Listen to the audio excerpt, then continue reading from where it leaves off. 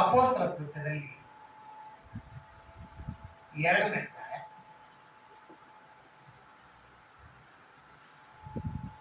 37ನೇ ವಚನದಲ್ಲಿ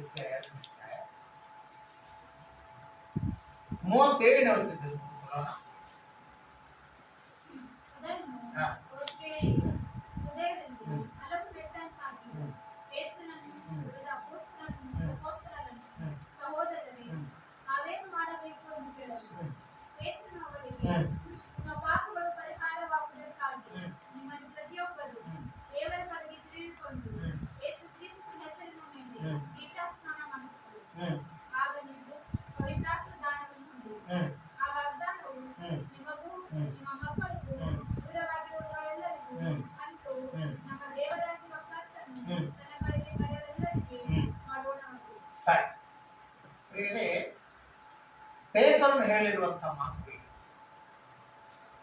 ಯಾವ ದಿನದಲ್ಲಿ 1ನೇ ಶತಮಾನದಲ್ಲಿ ಪವಿತ್ರಾತ್ಮನು ಶಿಷ್ಯರ ಮೇಲೆ ಬಂದಿದೆ.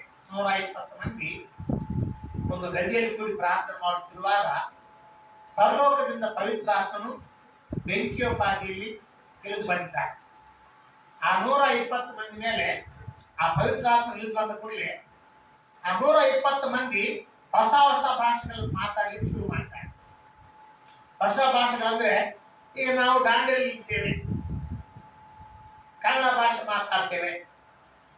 ಬೇರೆ ಭಾಷೆಗಳಂದ್ರೆ ರಷ್ಯಾ ದೇಶದ ಭಾಷೆ ಆಗಲಿ, ಜಪಾನ್ ದೇಶದ ಭಾಷೆ ಆಗಲಿ, ಚೈನಾ ದೇಶದ ಭಾಷೆ ಆಗಲಿ, ಇಂಥ ಭಾಷೆ ನಮ್ಗೆ ಗೊತ್ತಾಗುದಿಲ್ಲ. ನಾವು ಯಾವಾಗಲೂ ಹೇಳಿದ್ದಿಲ್ಲ, ಮಾತಾಡಿದ್ವಿ. ಆದ್ರೆ ಪವಿತ್ರಾತ್ಮ ಅವ್ರ ಮೇಲೆ ಬಂದಾಗ ಬೇರೆ ಬೇರೆ ದೇಶಗಳ ಭಾಷೆಗಳನ್ನ ಮಾತಾಡಲಿಕ್ಕೆ ಶುರು ಮಾಡಿರ್ತಾರೆ. ಇದೊಂದು ಅದ್ಭುತ ಕಾರ್ಯ. ಆ ದೇಶಗಳಿಂದ ಕೂಡ ಬಂದಿದ್ದವರಲ್ಲಿದ್ದಾರೆ, ಆ ಹಬ್ಬಕ್ಕಾಗಿ ಬಂದಿದ್ದಾರೆ. ಅದೇ ನಮ್ಮ ದೇಶದ ಭಾಷೆ ಮಾತಾಡ್ತಿದ್ದಾರೆ ಅಂತ ಹೇಳಿ ಅವರೆಲ್ಲರೂ ಕೂಡ ಆಶ್ಚರ್ಯ ಪಡ್ತಿದ್ದಾರೆ. ನಾವು ಇವ್ರು ಗೊತ್ತಿರೋದಂತ ಭಾಷೆ ಮಾತಾಡ್ತಿದ್ದಾರೆ. ಕೆಲವು ಮಂದಿ ಅನ್ಯ ಭಾಷೆಗಳು ಮಾತಾಡ್ತಿದ್ದಾರೆ, ಆ ಮಾತು ಬೇರೆ. ಆದ್ರೆ ಕೆಲವು ಮಂದಿ ಬೇರೆ ಬೇರೆ ಬೇರೆ ಬೇರೆ ದೇಶಗಳ ಭಾಷೆಗಳನ್ನು ಕೂಡ ಆ 120 ಮಂದಿ ಮಾತಾಡ್ತಾರೆ. ಈ ರೀತಿಯಲ್ಲಿ ಸೇರಿದವರಿಗೆಲ್ಲ ಆಶ್ಚರ್ಯ ಆಯ್ತು. ಇವರೊಂದು ಹೊಸ ಭಾಷೆ ಮಾತಾಡ್ತಿದ್ದಾರೆ, ಇದೇನು ಆಗ್ತಾ ಇದಿಲ್ಲ ಅಂತ ಹೇಳಿ ಎಲ್ಲ ಗುರುಗಳು ಬಂದಿದ್ದಾರೆ. ಸುಮಾರು 3,000 ಮಂದಿ ಬಂದುಬಿಟ್ಟಿದ್ದಾರೆ. ಆ 3,000 ಮಂದಿಯಲ್ಲಿ ಪೇತ್ರನು ಎಂದು ಮಾತಾಡ್ತಿದ್ದಾರೆ. ಅವರೆಲ್ಲ ಆಶ್ಚರ್ಯವಾಗಿ ಕೊಡ್ತಾ ಇದ್ದಾರೆ, ಏನಾಗ್ತಾ ಇದೆ, ಏನಾಗ್ತಾ ಇದೆ, ಇವ್ರೇನು ಮಾತಾಡ್ತಾ ಇದ್ದಾರೆ, ಅರ್ಥ ಆಗ್ತಾ ಇಲ್ಲ ಅಂತೇಳಿ ಎಲ್ಲ ಗುರುಕುಡಿದಾಗ ಆ ಜನರ ಮಧ್ಯದಲ್ಲಿ ಪೇತ್ರನು ಹೇಳುತ್ತಿದ್ದಾರೆ. ಏನಂತ ಹೇಳುತ್ತಿದ್ದಾರಪ್ಪ ಅಂತ ಹೇಳಿದರೆ, ಸಹೋದರರೇ, ಈ ದಿನಗಳಲ್ಲಿ ಯೇಸು ಎಂಬ ವ್ಯಕ್ತಿಯನ್ನ ಯೆಹೂದ್ಯರು ಶಿಲುಬೆಗೆ ಹಾಕಿಕೊಂಡು ಬಿಟ್ಟಿದ್ದಾರೆ. ಅನಾದಿ ಕಾಲದಿಂದ ಪೂರ್ವಕಾಲದಿಂದ ಪ್ರವಾದಿಗಳು ಹೇಳಿದ್ದಾರೆ, ದೇವರು ತನ್ನ ಕ್ರಿಸ್ತನನ್ನ ಭೂಮಿ ಮೇಲೆ ಕಳಿಸುತ್ತಾನೆ, ಆ ಕ್ರಿಸ್ತನು ಪಾಪ ಪರಿಹಾರಕ್ಕಾಗಿ ತನ್ನ ರಕ್ತ ಸುರಿಸುತ್ತಾನೆ, ಪಾಪ ಪರಿಹಾರ ಮಾಡ್ತಾನೆ, ಪ್ರಾಣ ಕೊಡುತ್ತಾನೆ, ಮತ್ತು ತಿರುಗಿ 3ನೇ ದಿನ ಎದ್ದು ಬರ್ತಾನೆ ಅಂತ ಹೇಳಿ ಪ್ರವಾದಿಗಳೆಲ್ಲ ಕೂಡ ಸಾವಿರಾರು ವರ್ಷಗಳಿಂದ ಹೇಳಿದ್ದಾರೆ. ಆದರೂ ಕೂಡ ನೀವು ಆತನನ್ನು ಗುರುತಿಸಲಿಲ್ಲ. ಆತನನ್ನು ಗುರುತಿಸದೆ ಆತನನ್ನು ಶಿಲುಬೆಗೆ ಹಾಕಿ ಕೊಂದು ಬಿಟ್ಟಿರಿ. ಯೇಸುವನ್ನ ನೀವು ಶಿಲುಬೆಗೆ ಹಾಕಿ ಕೊಂದು ಬಿಟ್ಟಿರಿ. ಆ ಯೇಸುವನ್ನೇ ದೇವರು 3ನೇ ದಿನದಲ್ಲಿ ಎಬ್ಬಿಸಿಬಿಟ್ಟಿದ್ದಾನೆ. ಆ ಯೇಸುವನ್ನೇ ದೇವರು ಒಡೆಯನನ್ನಾಗಿ ಎಲ್ಲ ಜಗತ್ತಿಗೆ ಪ್ರಭುವನ್ನಾಗಿ ಮಾಡಿಬಿಟ್ಟಿದ್ದಾರೆ ಅಂತ ಹೇಳಿ ಪೇತ್ರನು ಹೇಳಿದ ಕೂಡಲೇ ಅಲ್ಲಿ ಸೇರಿ ಬಂದಿದ್ದವರೆಲ್ಲರೂ ಕೂಡ ಅರಗುನೆಟ್ಟಂತ ಆಯ್ತು. ಹೃದಯದಲ್ಲಿ ಒಂದು ಬಾಣ ಚುಚ್ಚಿದಂತಾಯ್ತು.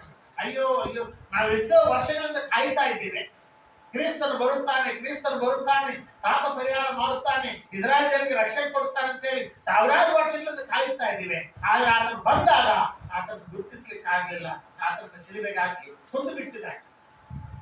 ಇದನ್ನು ಕೇಳಿದುಕೊಳ್ಳೋರಿಗೆಲ್ಲ ದುಃಖ ಆಯಿತು. ಅಯ್ಯೋ, ನಾವೆಷ್ಟು ತಪ್ಪು ಮಾಡಿದ್ದೇವೆ, ನಮ್ಗೆ ಗೊತ್ತಾಗಲಿಲ್ಲ. ನಾವು ಗೊತ್ತಾಗದೆ ನಾವು ಆತನ ಶಿಲುಬೆಗೆ ಹಾಕಿ ಬಿಟ್ಟಿದ್ದೇವೆ. ಕ್ರಿಸ್ತನು ನಮ್ಗೆ ಗೊತ್ತಾಗಿದ್ರೆ ನಾವು ಶಿಲುಬೆಗೆ ಹಾಕುತ್ತಿರಲಿಲ್ಲ. ನಮ್ಗೆ ಗೊತ್ತಾಗಲಿಲ್ಲ, ನಾವು ಶಿಲುಬೆಗೆ ಹಾಕಿಬಿಟ್ಟಿದ್ದೇವೆ. ನಾವು ಬಹಳ ತಪ್ಪು ಮಾಡಿಬಿಟ್ಟಿದ್ದೇವೆ. ನಾವು ಏನ್ ಮಾಡಲ್ಲ ಅಂತ ಹೇಳಿ ಪೇತ್ರನನ್ನ ಕೇಳುತ್ತಾರೆ. ನಾವು ತಪ್ಪು ಮಾಡಿದ್ದೇವೆ, ನಾವು ಗೊತ್ತಿಲ್ಲದೆ ನಾವು ಆತನ ಶಿಲುಬೆಗೆ ಹಾಕಿಬಿಟ್ಟಿದ್ದೇವೆ. ಈಗ ನಾವು ಏನ್ ಮಾಡ್ಬೇಕಂತ ಹೇಳಿ ಪೇತ್ರನನ್ನು ಕೇಳಿದಾಗ ಪೇತ್ರನು ಹೇಳುತ್ತಿದ್ದಾರೆ, ನೀವು ಪಶ್ಚಾತ್ತಾಪಟ್ಟು ದೇವರ ತಿಳಿಸಿಕೊಳ್ಳಿ, ನಿಮ್ಮ ಪಾಪಗಳನ್ನು ಒಪ್ಪಿಕೊಳ್ಳಿ, ಯೇಸು ಕ್ರಿಸ್ತನ ನಾಮದಲ್ಲಿ ದೀಕ್ಷಾಸ್ನಾನ ಹೊಂದಿಕೊಳ್ಳಿ, ಆವಾಗ ದೇವರು ನಿಮ್ಮನ್ನು ಕ್ಷಮಿಸ್ತಾರೆ ಅಂತ ಹೇಳಿ ಪೇತ್ರನು ಹೇಳುತ್ತಿದ್ದಾರೆ. ಈಗ ನಾನು ಹೇಳುವಂತ ಒಂದು ಸತ್ಯ ಏನಪ್ಪ ಅಂತ ಹೇಳಿದರೆ, ಪಶ್ಚಾತ್ತಾಪ ದೇವರ ಕಡೆಗೆ ತಿರುಗಿಕೊಳ್ಳುವುದು. ನಾವು ದೇವರ ಕಡೆಗೆ ತಿರುಗಿಕೊಳ್ಳುವುದಕ್ಕೆ ಒಂದು ಪ್ರಾಮುಖ್ಯವಾದಂತಹ ಕಾರ್ಯ ಏನಪ್ಪಾ ಅಂತ ಹೇಳಿದ್ರೆ ಪಶ್ಚಾತ್ತಾಪ. ಪಶ್ಚಾತ್ತಾಪ ಪಟ್ಟರೆ ಆಮೇಲೆ ದೇವರ ಕಡೆಗೆ ಮನಸ್ಸು ತಿರುಗಿಸ್ಲಿಕ್ಕಾಗ್ತದೆ. ಈ ಪಶ್ಚಾತ್ತಾಪ ಅನ್ನೋದು ಯಾವ ಬರ್ತದೆ ಅಂತ ಹೇಳಿದ್ರೆ, ನಾವು ತಪ್ಪು ಮಾಡಿದ್ದೇವೆ, ನಾವು ಗೊತ್ತಿದ್ದು ಗೊತ್ತಿಲ್ಲ ತಪ್ಪು ಮಾಡಿದ್ದೇವೆ ಅನ್ನುವಂತ ಅರಿಕೆ ಅವನಿಗೆ ಆಗಬೇಕು, ಅರಿವಾಗಬೇಕು. ಆವಾಗ ಪಶ್ಚಾತ್ತಾಪ ಬರ್ತದೆ. ನಾನು ತಪ್ಪು ಮಾಡಿದ್ದೇನೆ ಅಂತ ಅನ್ನುವಂತ ಅರಿವಾಗಬೇಕು. ಈ ರಾತ್ರಿ ಸಮಯದಲ್ಲಿ ನಾನು ಹೇಳುವುದೇನಪ್ಪ ಕೇಳಿದರೆ, ನಾವೆಲ್ಲರೂ ಮಾನಸಾಂತರ ಪಟ್ಟಿದ್ದೇವೆ, ನಾವೆಲ್ಲರೂ ಕೂಡ ದೀಕ್ಷಾಸ್থাನ ಹೊಂದಿಕೊಂಡಿದ್ದೇವೆ, ನಾವೆಲ್ಲರೂ ಕೂಡ ದೇವರ ಮಕ್ಕಳಾಗಿದ್ದೇವೆ, ನಿತ್ಯ ಜೀವನ ಪಡ್ಕೊಂಡಿದ್ದೇವೆ, ಪವಿತ್ರಾತ್ಮನ ಮುದ್ರೆ ನಮಗಿದೆ, ಇದೆಲ್ಲ ಸತ್ಯ. ಆದ್ರೂ ಕೂಡ ಪ್ರೇರೆ ಒಂದು ಒಂದು ಪ್ರಾಮುಖ್ಯವಾದಂತ ಒಂದು ಸತ್ಯ ಏನಪ್ಪ ಅಂತ ಹೇಳಿದ್ರೆ, ನಾವು ದೀಕ್ಷಾಸ್থাನ ಹೊಂದಿದ್ರು, ಯೇಸು ಸ್ವಾಮಿ ನಂಬಿದ್ರು, ನಾವು ಮಾನಸಾಂತರ ಪಟ್ಟಿದ್ರು, ನಾವು ದೇವರ ಮಕ್ಕಳಾಗಿ ಎನಿಸಲ್ಪಟ್ಟಿದ್ರು ಕೂಡ, ದೇವರ ನೀತಿ ನಮಗೆ ಸಿಕ್ಕಿದ್ರು ಕೂಡ ಪ್ರೇರೆ ಒಂದು ಸತ್ಯ ಏನಪ್ಪ ಅಂತ ಹೇಳಿದ್ರೆ, ಈ ದೇಹದಲ್ಲಿ ನಾವು ಇರೋ ತನಕ ಪಾಪ ಸ್ವಭಾವ ನಮ್ಮಲ್ಲಿ ಇರ್ತದೆ. ನಾವು ಈ ದೇಹದಲ್ಲಿ ಇರೋ ತನಕ ಆ ಪಾಪ ಸ್ವಭಾವ ನಮ್ಮಲ್ಲಿ ಇರ್ತದೆ ಪ್ರೇರೆ. ಯಾವಾಗಲೂ ಕೂಡ ಅದನ್ನು ನಾವು ಎದುರಿಸ್ತಾ ಇರ್ಬೇಕು, ಅದನ್ನು ನಾವು ತುಳಿತಾ ಇರ್ಬೇಕು. ಕೆಳಗಡೆ ತುಳಿತಾ ಪಾಪ ಸ್ವಭಾವ ಕೆಳಗಡೆ ಇರುತ್ತೆ, ಅದನ್ನ ತುಳಿತಾ ಇರ್ಬೇಕು. ಅವಾಗ ಅದು ಸುಮ್ಮನೆ ಇರ್ತದೆ. ನಾವು ಆ ಪ್ರಯತ್ನ ಮಾಡದಿದ್ರೆ ಅದು ಮೇಲಕ್ಕೆ ಎದ್ದು ಬಿಡ್ತದೆ. ಆ ಸ್ವಭಾವ, ಪಾಪ ಸ್ವಭಾವ ಮೇಲಕ್ಕೆ ಬಂದು ನಮ್ಮನ್ನ ಹೇಳ್ಕೊಂಡು ಹೋಗ್ತದೆ, ಪಾಪ ಮಾಡಿ ತಿಳ್ಕೊಂಡು. ಅದಕ್ಕಾಗಿ ದಿನಗಳಲ್ಲಿ ಕ್ರೈಸ್ತರಾದ್ರೂ ಕೂಡ ಎಷ್ಟೋ ತಪ್ಪುಗಳು ಆಗ್ತಾ ಇರ್ತೀವಿ. ನಾವು ಲೋಕದಲ್ಲಿ ನಾವು ನೋಡಿದಾಗ ಎಷ್ಟೋ ಅಪರಾಧಗಳು ಆಗ್ತವೆ, ಎಷ್ಟೋ ತಪ್ಪುಗಳು ಆಗ್ತವೆ. ಅಪರಾಧಗಳ ಒಂದು ರೇಟ್ ಹೆಚ್ಚಾಗ್ತಾ ಹೋಗ್ತಾ ಇದೆ. ನಿನ್ನೆ ನಾನು ನಿಂತು ನೋಡಿದೆ, ದೊಡ್ಡ ಅಧಿಕಾರಿಗಳೆಲ್ಲ ಕೂತ್ಕೊಂಡು ಮಾತಾಡ್ತಿದ್ದಾರೆ. ದೇಶದಲ್ಲಿ ಅಪರಾಧಗಳ ಒಂದು ರೇಟ್ ಹೆಚ್ಚಾಗ್ತಾ ಇದೆ. ದೇಶದಲ್ಲಿ ಅಪರಾಧಗಳು ಹೆಚ್ಚಾಗ್ತಾ ಹೋಗ್ತಾ ಇದೆ. ಎಷ್ಟೋ ಟೆಕ್ನಾಲಜಿ ಬೆಳೆದಿದೆ, ಎಷ್ಟೋ ಬೆಳೆದಿದೆ. ಚಂದ್ರಮಂಡಲದ ಮೇಲೆ ಹೋಗಿ ಬರ್ತಿದ್ದಾರೆ. ಸೂರ್ಯನ ಬಳಿಯಲ್ಲಿ ಕೂಡ ಇವರು ರಾಕೆಟ್ಗಳು ಕಳಿಸ್ತಾ ಇದ್ದಾರೆ, ಸ್ಯಾಟಲೈಟ್ಗಳು ಕಳಿಸ್ತಾ ಇದ್ದಾರೆ. ಸೂರ್ಯನಲ್ಲಿ ಏನ್ ನಡೀತಾ ಇದೆ ಅದನ್ನ ಪರಿಶೋಧನೆ ಮಾಡ್ತಾರೆ. ಇಷ್ಟೊಂದು ಟೆಕ್ನಾಲಜಿ ಬೆಳೆದಿದೆ, ಆದ್ರೆ ಕ್ರೈಮ್ ರೇಟ್ ಕಡಿಮೆ ಆಗ್ತಾ ಇದೆ. ಅಪರಾಧಗಳ ಒಂದು ಸಂಖ್ಯೆ, ಅಪರಾಧಗಳ ಒಂದು ರೇಟ್ ಕಡಿಮೆ ಆಗ್ತಾ ಇದೆ. ಅದಕ್ಕಾಗಿ ಏನಾದ್ರು ಯೋಚನೆ ಮಾಡಿ, ಅಪರಾಧಗಳ ಲೆಕ್ಕ ಕಡಿಮೆ ಮಾಡ್ಲಿಕ್ಕೆ, ಅಪರಾಧಗಳ ಪರ್ಸೆಂಟೇಜ್ ಕಡಿಮೆ ಮಾಡ್ಲಿಕ್ಕೆ ಏನಾದ್ರು ಮಾಡಿ. ತಂತ್ರಜ್ಞಾನ ಬೆಳೆದಿದೆ, ಟೆಕ್ನಾಲಜಿ ಬೆಳೆದಿದೆ, ಅದಕ್ಕಾಗಿ ಏನಾದ್ರು ಮಾಡ್ರಿ ಅಂತೇಳಿ ಅಧಿಕಾರಿಗಳೆಲ್ಲ ಕೂತ್ಕೊಂಡು ಒಳ್ಳೆ ಬ್ಯಾಂಕ್ ವಾಟರ್ಸ್ ಅವರೆಲ್ಲ ಕೂತ್ಕೊಂಡು ಮಾತಾಡ್ತಿದ್ದಾರೆ. ಬೇರೆ ಅಪರಾಧಗಳ ಸಂಖ್ಯೆ ಹೆಚ್ಚಾಗ್ತಾ ಯಾಕಪ್ಪ ಅಂತ ಹೇಳಿದರೆ, ಈ ಮನುಷ್ಯನ ದೇಹದಲ್ಲಿ ಒಂದು ಪಾಪ ಸ್ವಭಾವ ಉಂಟು. ಸುಪ್ರೀಂ ಕೋರ್ಟ್ ಜಡ್ಜಿ ಕೂಡ ಹೇಳ್ತಾರೆ, 2022 ಡಿಸೆಂಬರ್ ತಿಂಗಳಲ್ಲಿ ಸುಪ್ರೀಂ ಕೋರ್ಟ್ ಜಡ್ಜಿ ಕೂಡ ಹೇಳಿದ್ದಾರೆ, ಮನುಷ್ಯರಲ್ಲಿ ತಪ್ಪು ಮಾಡುವಂತ ಒಂದು ಲೋಪ ಇದೆ, ತಪ್ಪು ಮಾಡುವಂತ ಒಂದು ಸ್ವಭಾವ ಮನುಷ್ಯರಲ್ಲಿದೆ. ಎಷ್ಟೇ ಒಳ್ಳೆಯವನಾದ್ರೂ ಕೂಡ ಅವನಿಗೆ ತಪ್ಪು ಮಾಡುವಂತ ಒಂದು ಸ್ವಭಾವ ಇದೆ ಅಂತ ಹೇಳಿ ಸುಪ್ರೀಂ ಕೋರ್ಟ್ ಜಡ್ಜಿ ಹೇಳಿದೆ 2022 ಡಿಸೆಂಬರ್ ತಿಂಗಳಲ್ಲಿ. ನಾನು ಆ ಪೇಪರ್ ನಲ್ಲಿ ಓದಿದ್ದೆ. ಪ್ರೇರೆ ಈ ದೇಹದಲ್ಲಿ ನಾವು ಇರೋ ತನಕ ತಪ್ಪು ಮಾಡುವಂತ ಒಂದು ಸ್ವಭಾವ, ಪಾಪ ಸ್ವಭಾವ ನಮ್ಮಿಂದ ತಪ್ಪುಗಳನ್ನು ಮಾಡಿಸಲಿಕ್ಕೆ ಪ್ರಯತ್ನ ಮಾಡ್ತಾ ಇರ್ತದೆ. ಅದಕ್ಕಾಗಿ ಹೋರಾಟ ಇರ್ತದೆ. ನಮ್ಮ ಆತ್ಮಕ್ಕೂ ನಮ್ಮ ದೇಹಕ್ಕೂ ಯಾವಾಗಲೂ ಕೂಡ ಹೋರಾಟ ಇರ್ತದೆ. ಈ ದೇಹ ಏನಾದ್ರೂ ತಪ್ಪು ಮಾಡ್ಬೇಕು, ಏನಾದ್ರೂ ನಮ್ಮ ದೇಹದ ಕೋರಿಕೆ ಈಡೇರಿಸ್ಕೊಳ್ಬೇಕಂತ ದೇಹ ಬಯಸ್ತದೆ. ಆತ್ಮ ಬೇಡ ಆ ರೀತಿ ಮಾಡಿದ್ರೆ ನಾವು ತುಂಬಾ ತೊಂದರೆಗೊಳಗಾಗ್ತೀವಿ, ತುಂಬಾ ಕಷ್ಟಕ್ಕೊಳಗಾಗ್ತೀವಿ, ನಾಳೆ ನರಕಕ್ಕೆ ಹೋಗ್ತೀವಿ, ದೇವ್ರ ಮುಂದೆ ನಿಂತ್ಕೊಳ್ಬೇಕಾಗ್ತದೆ. ಬೇಡ ಅಂತೇಳಿ ಆತ್ಮ ಹೇಳ್ತಾರೆ. ದೇಹ ಮಾಡೋಣ ಏನಾದ್ರೂ ಕೋರಿಕೆಗಳನ್ನು ಬಯಕೆಗಳನ್ನು ಈಡೇರಿಸಿಕೊಳ್ಳುತ್ತೆ ದೇಹ. ಈ ರೀತಿ ಈ ಭೂಲೋಕದಲ್ಲಿ ಈ ನಾವು ದೇಹದಲ್ಲಿ ಇರುತ್ತಂತಂದ್ರೆ ಆ ಪಾಪ ಸ್ವಭಾವ ಯಾವಾಗಲೂ ಕೂಡ ಅದು ಮೇಳಕ್ಕೆ ಎದ್ದು ಬರ್ಲಿಕ್ಕೆ ಪ್ರಯತ್ನ ಮಾಡ್ತಾನೆ ಇರ್ತದೆ. ಅನಾದಿ ಕಾಲದಲ್ಲಿ ಕೂಡ ಅಂಧಕಾರ ಅನ್ನುವಂಥದ್ದು, ಅಂಧಕಾರವು ಕೂಡ ಆ ಲೋಕಗಳಲ್ಲಿ ಹೋಗ್ತಂತೆ, ಪ್ರಯತ್ನ ಮಾಡಿದಂತೆ. ಕೋಟಿ ಲೋಕಗಳನ್ನು ದೇವರು ಉಂಟು ಮಾಡಿ, ಆ ಕೋಟಿ ಲೋಕಗಳಲ್ಲಿ ದೇವದೂತರನ್ನು ಉಂಟು ಮಾಡಿ ಅವರೆಲ್ಲರೂ ಹೇಳಿದಂತೆ, ದೇವದೂತರಲ್ಲಿ ಒಂದು ಅಂಧಕಾರ ಶಕ್ತಿ ಇದೆ. ಆ ಅಂಧಕಾರ ಶಕ್ತಿ ನಿಮ್ಮ ಲೋಕಗಳಲ್ಲಿ ಬರ್ಲಿಕ್ಕೆ ಪ್ರಯತ್ನ ಮಾಡ್ತದೆ. ನೀವು ಅದನ್ನ ಎಷ್ಟು ಮಾತ್ರ ಕೂಡ ಅವಕಾಶ ಕೊಡಬೇಡಿ. ಅದನ್ನು ಯಾವಾಗಲೂ ಕೂಡ ಹೊರಗಡೆ ಫೋರ್ಸ್ನಿಂದ ನೀವು ಹೊರಗೆ ದೊಬ್ಬಬೇಕು. ಇಲ್ಲದಿದ್ದರೆ ಒಳಗೆ ಬರ್ತದೆ. ಯಾವಾಗಲೂ ಕೂಡ ಈ ಹೋರಾಟ ಇರ್ತದೆ ಅಂತ ಹೇಳಿ ದೇವರ ಆ ಲೋಕಗಳಿದ್ದಂತ ದೇವದೂತರು ಎಲ್ಲ ಹೇಳಿದ್ದಾರೆ. ಈ ಕೋಟಿ ಲೋಕಗಳಿಗೆ ಎಲ್ಲ ದೇವದೂತರು ಹೇಳ್ಬಿಟ್ಟಿದ್ದಾರೆ. ಅದಕ್ಕಾಗಿ ಯಾವ ದೇವದೂತರು ಕೂಡ ಅಂಧಕಾರ ಶಕ್ತಿಯನ್ನು ತಮ್ಮ ದೇಶದಲ್ಲಿ ತಮ್ಮ ಲೋಕದಲ್ಲಿ ಬರಿ ಕೊಡ್ತಿಲ್ಲ. ದೇವರು ಹೇಳ್ಬಿಟ್ಟಿದ್ದಾರೆ ಅಂಧಕಾರ ಶಕ್ತಿ ಒಂದಿದೆ. ಅನಾದಿ ಕಾಲದಿಂದಲೂ ಕೂಡ ಅಂಧಕಾರ ಶಕ್ತಿ ಆ ರೀತಿ ಪ್ರಯತ್ನ ಮಾಡ್ತಾ ಇದೆ. ಆದ್ರೆ ಲಾಸ್ಟ್ಗೆ ಈ ಲೂಸಿಫರ್ ಎಂಬ ದೇವದೂತ ಹೋಗಿ ಅವನನ್ನ ಅಂಧಕಾರ ಶಕ್ತಿಯನ್ನ ತನ್ನೊಳಗೆ ಬರಮಾಡ್ತಾನೆ. ಆನಂತರ ಅವ್ರು ಸಾಕಾಗ ಸೈತಾನಾಗಿ ಇವಾಗ ಅವರೇ ಈ ಕೆಲಸ ಮಾಡಿಬಿಡ್ತಾರೆ. ಮನುಷ್ಯರನ್ನು ಹುಡುಕಿ ಅವರನ್ನ ಪಾಪಕ್ಕೆ ಪ್ರೇರಣೆಗೊಳಿಸ್ಬೇಕಾಗ್ತದೆ. ನಾನು ಯಾತಕ್ಕಾಗಿ ಇದನ್ನೆಲ್ಲ ಹೇಳುತ್ತೇನಪ್ಪ ಅಂತ ಹೇಳಿದ್ರೆ, ನಾವು ಕ್ರೈಸ್ತರಾಗಿದ್ದೇವೆ ಸತ್ಯ, ಮಾನಸಾಂತರ ಪಟ್ಟಿದ್ದೇವೆ ಸತ್ಯ, ದೀಕ್ಷಾಸ್ನಾನ ಹೊಂದಿಕೊಂಡಿದ್ದೇವೆ ಸತ್ಯ, ದೇವರ ಮಾರ್ಗದಲ್ಲಿ ಅದು ಕೂಡ ಸತ್ಯ. ಆದ್ರೂ ಕೂಡ ಈ ಅಂಧಕಾರ ಶಕ್ತಿ ಅಥವಾ ಈ ಸೈತಾನ ನಮ್ಮನ್ನ ಯಾವಾಗಲೂ ಕೂಡ ಪ್ರಯತ್ನ ಮಾಡ್ತಾ ಇರ್ತಾರೆ. ನಮ್ಮಿಂದ ತಪ್ಪುಗಳನ್ನು ಮಾಡಿಸ್ಲಿಕ್ಕೆ, ನಮ್ಮಿಂದ ಅಪರಾಧಗಳನ್ನು ಮಾಡಿಸ್ಲಿಕ್ಕೆ, ನಮ್ಮಿಂದ ಕ್ರೈಮ್ಗಳನ್ನು ಮಾಡಿಸ್ಲಿಕ್ಕೆ ಯಾವಾಗಲೂ ಕೂಡ ಪ್ರಯತ್ನ ಮಾಡ್ತಾ ಇರ್ತಾರೆ. ಕೆಲವು ಬಾರಿ ನಾವು ಗೊತ್ತಿಲ್ಲದ ತಪ್ಪು ಮಾಡಿಬಿಡ್ತೇವೆ. ಇಲ್ಲಿ ಯೆಹೂದ್ಯರು ಹೇಳಿದರೆ, ಅಯ್ಯೋ ನಾವು ತಪ್ಪು ಮಾಡಿಬಿಟ್ಟಿದ್ದೇವೆ, ಆ ಯೇಸುವನ್ನು ಸಿಲುಬೆಗೆ ಹಾಕಿಬಿಟ್ಟಿದ್ದೇವೆ, ನಮಗೆ ಗೊತ್ತಾಗಲಿಲ್ಲ, ಆತನೇ ದೇವಕುಮಾರನ ನಮಗೆ ಗೊತ್ತಾಗಲಿಲ್ಲ, ಆತನೇ ಕ್ರಿಸ್ತನ ನಮಗೆ ಗೊತ್ತಾಗಲಿಲ್ಲ, ಆತನೇ ಪ್ರಪಂಚಗಳನ್ನೆಲ್ಲ ಉಂಟು ಮಾಡಿದ, ಆತನು ಸೃಷ್ಟಿಯನ್ನೆಲ್ಲ ಉಂಟು ಮಾಡಿದ, ಆತನ ನಮ್ಗೆ ಗೊತ್ತಾಗದೆ ನಾವು ಸಿಲುಬೆಗೆ ಹಾಕಿಬಿಟ್ಟಿದ್ದೇವೆ, ನಾವು ತುಂಬಾ ತಪ್ಪು ಮಾಡಿದ್ದೇವೆ, ಈಗ ನಾವೇನು ಮಾಡಿ ಅಂತ ಹೇಳಿ ಬೇತನ ಕೇಳುತ್ತಾರೆ. ಅದೇ ರೀತಿಯಾಗಿ ಭೂಲೋಕದಲ್ಲಿದ್ದಂತಹ ಪ್ರತಿಯೊಬ್ಬ ಮನುಷ್ಯರ ಪರಿಸ್ಥಿತಿ ಇದೆ. ಆ ಕ್ರೈಸ್ತರಿರ್ಬೋದು, ಅನ್ಯ ಜನಾಂಗದವ್ರು ಇರ್ಬೋದು. ಅನ್ಯ ಜನಾಂಗದವರಿಗೆ ಅರಿಕೆ ಬರುದಿಲ್ಲ, ನಾವು ತಪ್ಪು ಮಾಡಿದ್ದೀರ ಅನ್ನುವಂತ ಅರಿಕೆ ಬರುದಿಲ್ಲ. ಯಾಕಂದ್ರೆ ಅವರಲ್ಲಿ ಪವಿತ್ರಾತ್ಮ ಬರುದಿಲ್ಲ. ಈ ಪವಿತ್ರಾತ್ಮನು ಯೇಸು ಸ್ವಾಮಿ ನಂಬಿದವರಲ್ಲಿ ಮಾತ್ರ ಬರ್ತಾರೆ. ಅನ್ಯ ಜನಾಂಗದವರು ಬರುದಿಲ್ಲ. ಯಾವ ಯೇಸು ಸ್ವಾಮಿ ನಂಬುತ್ತಾರೋ ಅವರಲ್ಲಿ ಮಾತ್ರ ಪವಿತ್ರಾತ್ಮ ಬರ್ತಾರೆ. ಯಾವ ಯೇಸು ಸ್ವಾಮಿ ನಂಬುವುದಿಲ್ಲವೋ ಅವರಲ್ಲಿ ಪವಿತ್ರಾತ್ಮ ಬರುದಿಲ್ಲ. ಈ ಪವಿತ್ರಾತ್ಮರು ಬಂದು ನಮ್ಮನ್ನು ಒಪ್ಪಿಸ್ತಾರೆ. ಇಂಥ ಕಡೆ ನೀನು ತಪ್ಪು ಮಾಡ್ತೀನಿ, ಇಂಥ ಕಡೆ ನೀನು ತಪ್ಪು ಮಾಡ್ತೀನಿ, ಇಂಥ ಕಡೆ ತಪ್ಪು ನೀನು ಒಪ್ಕೋ, ದೇವರ ಮುಂದೆ ಒಪ್ಕೋ, ಕ್ಷಮೆ ಬೇಡ್ಕೋ, ದೇವರು ಕ್ಷಮಿಸ್ತಾರೆ ಅಂತ ಹೇಳಿ ಈ ರೀತಿ ಆ ಪವಿತ್ರಾತ್ಮ ನಮಗೆ ಪಶ್ಚಾತ್ತಾಪ ಉಂಟು ಮಾಡುವುದು ಪವಿತ್ರಾತ್ಮನೇ. ನಮ್ಮ ಪಾಪಗಳನ್ನು ನಮಗೆ ಅರಿಕೆ ಮಾಡುವಂತ ಪವಿತ್ರಾತ್ಮ. ಆದ್ದರಿಂದ ಪ್ರಿಯರೇ, ಈ ಭಸ್ಮ ಬುಧವಾರ ಅಥವಾ ಬೂದಿ ಬುಧವಾರವನ್ನ ಯಾತಕ್ಕಾಗಿ ಹಿರಿಯರು ಏರ್ಪಾటు ಮಾಡಿದಾರಪ್ಪ ಅಂತ ಹೇಳಿದ್ರೆ, ಈ ವರ್ಷವೆಲ್ಲ ಎಷ್ಟೋ ನಮ್ಮಿಂದ ಅಪರಾಧಗಳಾಗಿರ್ತಾರೆ. ವಾರ ವಾರ ನಾವು ಒಪ್ಕೊಳ್ತೇವೆ, ಯೇಸು ಸ್ವಾಮಿ ಸೇರಿದ್ರೆ ಅಂತ ಕಳೆದುಕೊಳ್ತೇವೆ, ಕ್ಷಮಾಪಣೆ ಆಗಿಬಿಡ್ತದೆ. ಆದ್ರೆ ಇದು ಪ್ರತ್ಯೇಕವಾದದ್ದು ಏನಪ್ಪ ಅಂತ ಹೇಳಿದ್ರೆ, ಇದು ಪಶ್ಚಾತ್ತಾಪಟ್ಟು ಬಿಟ್ಟು ಬಿಡುದು. ಉದಾಹರಣೆಗಾಗಿ ನಮ್ಮಲ್ಲಿ ಅನೇಕ ಲೋಪದೋಷಗಳಿರ್ತವೆ. ಕೆಲವು ಬಾರಿ ಸಿಟ್ಟು ಮಾಡ್ಕೊಳ್ತೇವೆ, ಕೆಲವು ಬಾರಿಗೆ ಬೇರೆಯವರ ಮೇಲೆ ಚಾಲಿ ಹೇಳಿಬಿಡ್ತೇವೆ, ಕೆಲವು ಬಾರಿ ಮಾಡಬಾರ್ದಂತ ಕಾರ್ಯ ಮಾಡಿಬಿಡ್ತೇವೆ, ಕೆಲವು ಬಾರಿ ಜಗಳಕ್ಕೆ ಆಡ್ಕೊಂಡು ಜಗಳ ಮಾಡಿಬಿಡ್ತೇವೆ. ಇವೆಲ್ಲ ಬಲಹೀನತೆ ಲೋಪದೋಷಗಳು ನಮ್ಮಲ್ಲಿ ಇರ್ತಾರೆ. ಯೇಸು ಸ್ವಾಮಿ ನಂಬಿದ ಕೂಡಲೇ ದೊಡ್ಡ ಭಕ್ತನಾಗಿ ಬಿಡುದಿಲ್ಲ. ಈ ದಿನ ಯೇಸು ಸ್ವಾಮಿ ನಂಬಿದ್ದಾನೆ, ಪಾಪಪರಿಹಾರ ಮಾಡಿಕೊಂಡಿದ್ದಾನೆ, ದೀಕ್ಷಾಸ್ನಾನ ಹೊಂದಿಕೊಂಡಿದ್ದಾನೆ ತಿಳ್ಕೊಳ್ಳಿ. ಇದರ ಅರ್ಥ ಏನಪ್ಪ ಅಂತ ಹೇಳಿದ್ರೆ, ಆ ದಿನ ಅವನು ದೇವರ ದೃಷ್ಟಿಯಲ್ಲಿ ನೀತಿವಂತನಾಗಿದ್ದಾನೆ. ಆ ದಿನ ಅವನು ನರಕವನ್ನು ತಪ್ಪಿಸಿಕೊಂಡಿದ್ದಾನೆ, ಪರಲೋಕ ರಾಜ್ಯಕ್ಕೆ ಬಾಧ್ಯಸ್ಥನನ್ನುವಂತ ಒಂದು ಸೀರೆ ಅವನ ಮೇಲೆ ಹಾಕಿಬಿಡ್ತಾನೆ. ಯೇಸು ಸ್ವಾಮಿ ನಂಬಿದಂತ ಆ ದಿನದಲ್ಲಿ ಅದೇ ದಿನ ಭಕ್ತನಾಗ್ತೋಡ್ರಿ. ಅದೇ ದಿನ ಅವನಲ್ಲಿದ್ದಂತ ಎಲ್ಲ ಸೆಟಗಳೆಲ್ಲ ಹೋಗುದಿಲ್ಲ. ಅದೇ ದಿನ ಅವನಲ್ಲಿದ್ದಂತ ಎಲ್ಲ ಬಲಯುಕ್ತಗಳು, ಲೋಪದೋಷಗಳು, ಶಿಕ್ಷಕಗಳು, ಬರೋಭ್ಯಾಸಗಳು ಇವೆಲ್ಲ ಆ ದಿನದಲ್ಲಿ ಹೋಗುದಿಲ್ರಿ. ಅವೆಲ್ಲ ದಿನ ದಿನ ದಿನ ದಿನ ಅವನು ದೇವರ ಮುಂದೆ ಬೇಡಿಕೊಳ್ಳುತ್ತಾ, ದೇವರಿಗೆ ಶಿಕ್ಷೆ ಕೊಡಪ್ಪ, ನಮ್ಮ ಶಕ್ತಿ ಇಲ್ಲದೆ ನಮ್ಮ ಕಂಟ್ರೋಲ್ ಅಂತ ಬಿಟ್ಟು ಬಿಡುತ್ತೆ. ಉದಾಹರಣೆಗಾಗಿ ಒಂದು ಸ್ಮೋಕ್ ಮಾಡ್ತಿದ್ದಾನೆ ಅಂತ ತಿಳ್ಕೊಂಡು, ಯಾರೊಬ್ಬರು ಸ್ಮೋಕಿಂಗ್ ಮಾಡ್ತಿದ್ದಾರೆ. ಪ್ರಾರಂಭ ದಿನಗಳಲ್ಲಿ 1 ದಿನ 2 ದಿನ ಸ್ಟಾರ್ಟ್ ಮಾಡಿದ ದಿನಗಳಲ್ಲಿ ಅವನ ಕಂಟ್ರೋಲ್ ಇರ್ತದೆ. ಆ ಸ್ಮೋಕಿಂಗ್ ಮಾಡುವಂತ ಹ್ಯಾಬಿಟ್ ಬಿಟ್ಟು ಬಿಡ್ಬೇಕಂತ ಬಿಟ್ಟು ಬಿಡ್ತಾರೆ.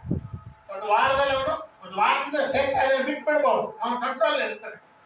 ಆದ್ರೆ 1 ತಿಂಗಳು 2 ತಿಂಗಳು ಆದ ನಂತರ ಅವನ ಕಂಟ್ರೋಲ್ ಅಲ್ಲಿ ಇರ್ತಿಲ್ಲ, ಅಡಿಕ್ಷನ್ ಆಗಿಬಿಡ್ತಾನೆ.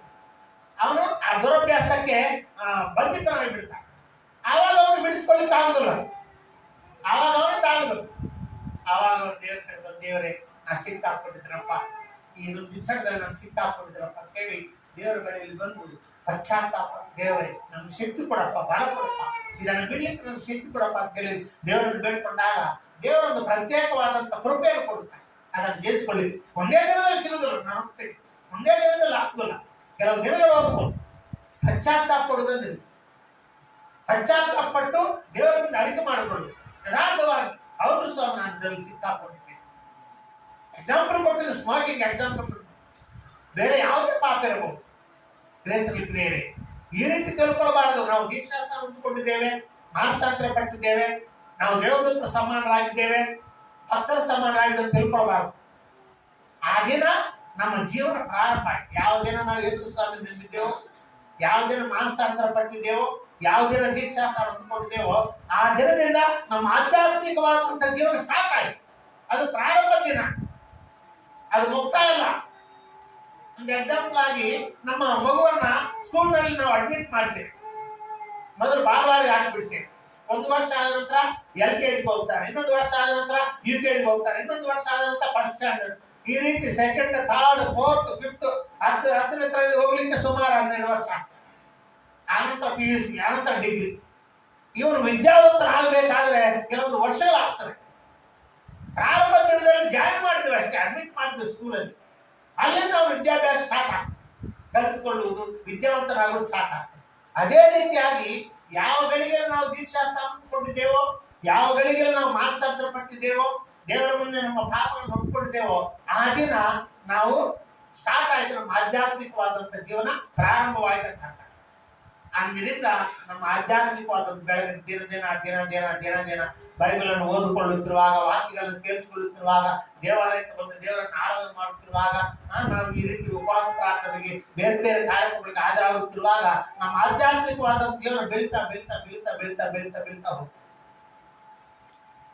ಈ ರೀತಿ ನಮ್ಮ ಆಧ್ಯಾತ್ಮಿಕವಾದ ಜೀವನ ಬೆಳೀಲಿಕ್ಕೆ ಸುಮಾರು 20 ವರ್ಷ, 30 ವರ್ಷ, 40 ವರ್ಷ ಹೋಗ್ತದೆ. ಈ ದಿನ ನಾನು ಇಲ್ಲಿದ್ದೇನೆ, 38 ವರ್ಷ ಆಯ್ತು. ನಾನು ಯೇಸು ಸ್ವಾಮಿ ನಂಬಿ ದೀಕ್ಷಾಸ್ನಾನ ತೆಗೆದುಕೊಂಡು 38 ವರ್ಷ ಆಯ್ತು. ನಾನು ಕ್ರೈಸ್ತ ಕುಟುಂಬದಲ್ಲಿ ಹುಟ್ಟಿದವನೇ, ಆದರೆ ಮಾನಸಾಂತರ ಪಟ್ಟು ದೀಕ್ಷಾಸ್ನಾನ ಹೊಂದಿಕೊಂಡು 38 ವರ್ಷಗಳಾಯ್ತು. ಈ 38 ವರ್ಷಗಳಲ್ಲಿ ಎಷ್ಟೋ ನನ್ನ ಬಲಹೀನತೆಗಳನ್ನ, ಲೋಪದೋಷಗಳನ್ನ ದೇವರು ತೆಗೆದುಹಾಕಿರ್ತಾರೆ. ಪ್ರಾರಂಭ ದಿನದಲ್ಲಿ ಈ ರೀತಿ ಇಲ್ಲ. ನಾನು ಹೊಸದಾಗಿ ಯೇಸು ಸ್ವಾಮಿ ನಂಬಿ ದೀಕ್ಷಾಸ್ನಾನ ಹೊಂದಿಕೊಂಡಿದ್ದಾಗ ಈ ರೀತಿ ಒಂದು ಆಧ್ಯಾತ್ಮಿಕವಾದಂತಹ ಒಂದು ಬೆಳವಣಿಗೆ ಆಗಲಿ, ನನ್ನ ವಾಕ್ಯೋಪದೇಶಗಳಾಗಲಿ, ನನ್ನ ಪ್ರಾರ್ಥನೆಗಳಾಗಲಿ, ನನ್ನ ನಂಬಿಕೆ ಆಗಲಿ ಆ ದಿನದಲ್ಲಿ ಇಷ್ಟಿಲ್ಲ.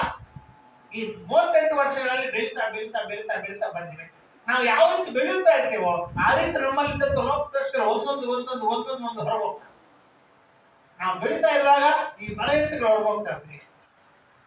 ಇದು ನಾವು ಈ ಬಸವ ಬುಧವಾರ ಅಥವಾ ಬೂದಿ ಬರುವಾದ ಬುಧವಾರದ ಒಂದು ಪ್ರಾಮುಖ್ಯವಾದಂತ ಒಂದು ಮತಲಬ ಅರ್ಥ ಏನಪ್ಪ ಅಂತ ಹೇಳಿದ್ರೆ, ನಾವು ನಮ್ಮನ್ನು ನಾವು ಪರೀಕ್ಷೆ ಮಾಡಿಕೊಳ್ಳು.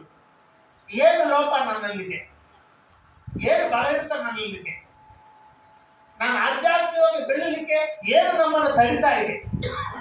ನಾವು ಆಧ್ಯಾತ್ಮಿಕ ಬೆಳಿಬೇಕಪ್ಪ. ಆ ಆಧ್ಯಾತ್ಮಿಕವಾದಂಥ ಬೆಳವಣಿಗೆ ಏನು ಅಡ್ಡಿ ಇದೆ ನಮಗೆ, ಅಡ್ಡಿಗಳನ್ನು ತಡಿತಾ ಇರಬೇಕು.